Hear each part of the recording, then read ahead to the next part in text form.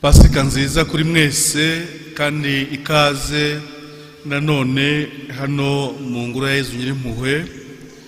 Twishimiye ko uyu munsi mwongeye kwitabira umwiherero w'umunsi, ndavuga ubwo abaje guherekezwa no gutegwa amatwi namwe mwese mwitabiriye iki gitambo cya misa. Turi mu cyumweru rero gitegura umunsi mukuru w'impuhwe z'Imana uzaba kuri iki cyumweru tariki ya 12 z'ukwa kane. Mpagaze hano kugira ngo ngire bimwe mu byo mbaho urumuri kugira ngo tubyumve neza. Mbere na mbere ndashaka kubwira abantu bose mwebwe abari aha ngaha n'abadukurikiye ko tutari twabona uburenganzira bwo gukoresha ikibaya cy'amahoro, nubwo imyiteguro mwakomeje kuyigiramo uruhare kandi tukibikomeje kubinoza ni ibisanzwe, ariko urwo ruhushya ntabwo twari twabona. Umunsi mukuru w'impuhwe z'Imana uteganywa iteka mu buzima bwa Kiliziya ku cyumweru gikurikira Pasika. Ubwo rero tukaba twabamenyesha ibi bikurikira. Icya mbere, ku bakristu bose biyandikishije kuba bari mu mwiherero hano bawurimo, muzifatanya n'abakristu bandi hano muri paruwasi ya Ruhango mu misa izaba saa 4, kuko n'ubundi hano ku cyumweru hasanzwe iyo misa kandi izaharirwa gusa kugira uwo mwanya wo gutekereza ku munsi w'impuhwe z'Imana ko mu rwego rwa paruwasi. Ibyo bisobanura ko muri paruwase zose hari gahunda zigiye ziteganijwe bijyanye n'icyo cyumweru, ndetse nko kuri sanctuaire ingoro y'impuhwe z'Imana ikabuga turabizi ko umunsi w'impuhwe z'Imana uzaba kuri 19, kuko itangazo ryabo turarifite. Abegereye Kigali rero no mu nkengero zaho bashobora kuhagana kuri uwo munsi. Ariko ku bijyanye n'ingoro ya Yezu Nyirimpuhwe hano mu Ruhango nta gahunda y'isengesho iri mu kibaya nk'uko bamwe babitekerezaga, kuko nyine ntabwo twari twagira urwo ruhushya. Ni mugume muri iri sengesho nk'isengesho ribakomereza urwo rugendo rwo gutegura umunsi mukuru w'impuhwe z'Imana kuri ubwo buryo tumaze kugaragaza. Dore gahunda izaba yifashishwa mu rwego rwa paruwase hano kugira ngo uzaba ari hafi amenye misa yajyamo n'uburyo yakwifatanya n'abandi.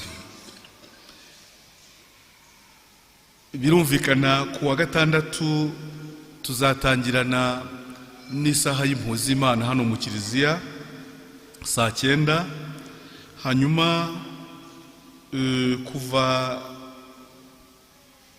saa 9:30 ubwo ni ukuvuga ko tuzaba tumaze gusoza noveni y'impuhwe z'Imana.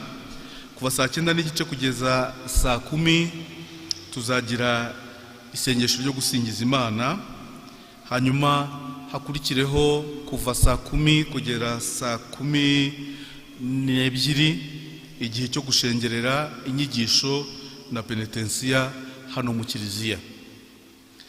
Saa 12:30 tuzagira misa, noneho iyo misa turibwira ko nirangira abazaba bari ku ngoro bazajya ku ngoro, kuvuga ko abari mu mwiherero bazajya ku ngoro, abandi bakomeze nyine muri gahunda zabo nk'uko bisanzwe. Tuzongera guhura ku cyumweru saa 4, ariko hano muri paruwase ya Ruhango hazaba misa saa 1, noneho iya kabiri twavuga ko ari nkuru, hazaba misa 2, ubundi hajyaga haba 3, hano hazaba 2 gusa. Saa 4 aribwo tuzagira misa nkuru ya hano yo gusingiza Nyagasani nyuma y'icyumweru nyine azutse mu bapfuye. Ariko ku buryo busanzwe rwose twinjire mu ibanga ry'impuhwe z'Imana bisanzwe, bitari isengesho ryari risanzwe riturirwa mu kibaya cy'amahoro. Turagira ngo byumvikane neza rero hatazagira uwubyitiranya, kubera ko igihe cyose tutari twabona aho twakirira abantu benshi, ntabwo twabizeza ko muje hano mu kiliziya, ubwo ndavuga cyane cyane abadukurikiye bari kure, ntabwo twabizeza ko tuzabona uko tubakira, kubera ko n'ubundi haba ari hatoye.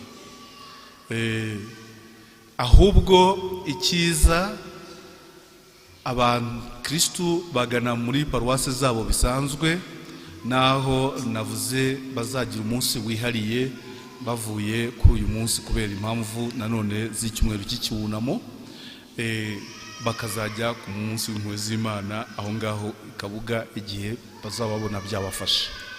Twe rero hano ku ngoro ya Yezu Nyiriwe mu Ruhango tuzakomeza dukore gahunda zari zisanzwe z'imyiherero nk'uko mwawujemo, ndetse na nyuma y'icyumweru igihe cyose tutari twabona rwa ruhushya dutegereje, ntabwo tuzababwira ngo muze kandi tudafite ahantu tuza kubakirira.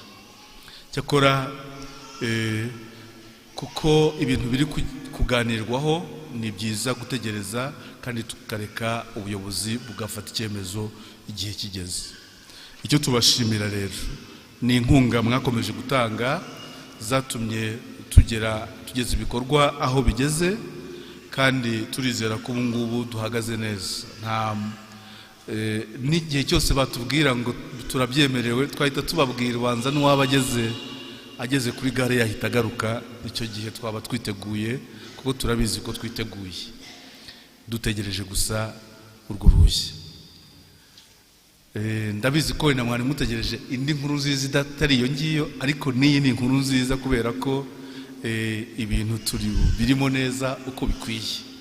Hasigaye rero reka mbifurize isengesho rihire muri uyu mwanya, kandi mbashimire ari ubwitange bwo gukomeza kudufasha kuzuza ibisabwa mwabayemo neza iki gihe cyose, ari no gukomeza kwitabira ibindi bigikorwa ingoro ikora kugira ngo yuzuze ubutumwa bwayo. Muzahora muhawe ikaze kandi birumvikana. Pasika nziza rero turacyayirimo, kandi muzagira umunsi mwiza w'impuhwe z'Imana. Murakoze.